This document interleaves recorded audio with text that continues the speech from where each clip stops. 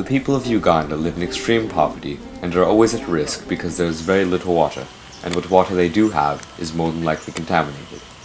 The people who drink this water are exposed to many diseases, such as worms, stomach diseases, and skin rashes. Young children are more prone to these symptoms. They don't have a lot of food.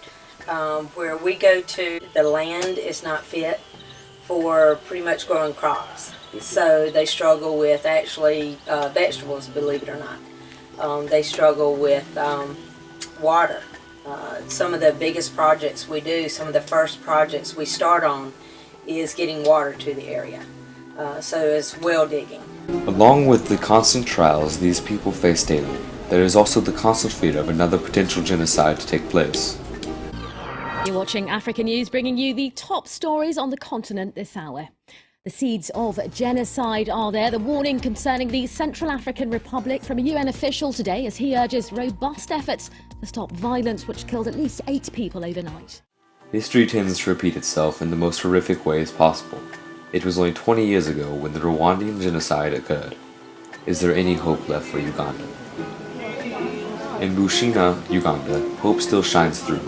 Helping Hands organization has come together to build a safe haven for the African children to be able to gather and listen to God's word. The missionaries with Helping Hands came and did a presentation here at the church. And before the presentation was over, I felt that God wanted me to go to Africa and help. It's just a different culture. You have to learn, even at the stores, you have to learn where to find stuff and then transport it to where you need it. And it's just a challenge when you're building something. I've seen a lot of progress in the people and the children, and at the Village of Eden it now has a church, a school, and housing for the orphans, and a medical clinic.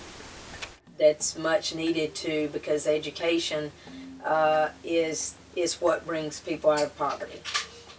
The group that I go with on these mission trips, I love their philosophy. It's called the 410 Bridge, but their philosophy is you don't give the people anything, you help them to help themselves. They're very spiritual people, so getting them to relate that to Christ would be my number one prayer.